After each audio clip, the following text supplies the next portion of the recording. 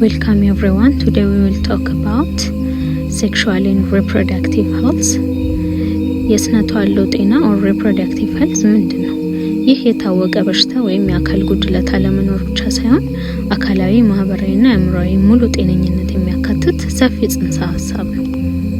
It's not just about not being sick, it's about feeling good mentally and socially in every aspect of your reproductive life. It's about autonomy, dignity, and making informed choices about your own body and future. Its components: አንደኛ የእናቶችን ጤና መጠበቅ or maternal health ነው።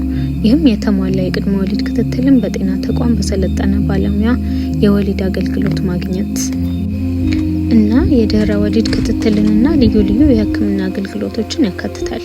Antenatal care, safe delivery, and postnatal care are included.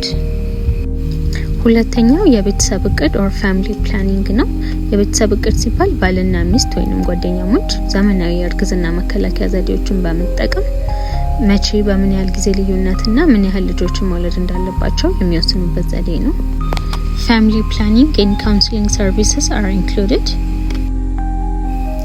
The next is ጾታ መሰረት ያደረጉ ጥቃቶችን መከላከልና መዋጋት ነው። Preventing and combating gender-based violence. አራተኛው የህግ አግባብ በሚፈቅድበት የጽንስ ማቋረጥ አገልግሎት መስጠት ነው። Preventing unsafe abortion and managing its consequences as well as safe abortion service where it's legally permitted. The next is ለታዳጊዎች ስለ ስነ ተዋልዶ ስርዓትና ጾታ በሰፊው ማስተማር እና የእርግዝና መከላከያ አገልግሎቶችን እንዲያገኙ ማድረግ ነው። which is adolescent reproductive health.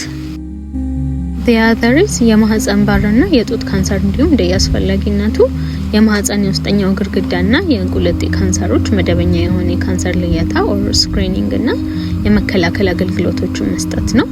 Reproductive cancer screening and prevention.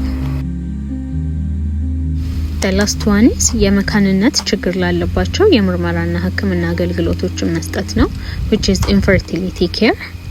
ስለዚህ የሳሪቻር ሰርቪስ እነዚህን ሁሉ ያካትታል። በሚቀጥለው በሌላ ቪዲዮ እስከምንገናኝ ቻው።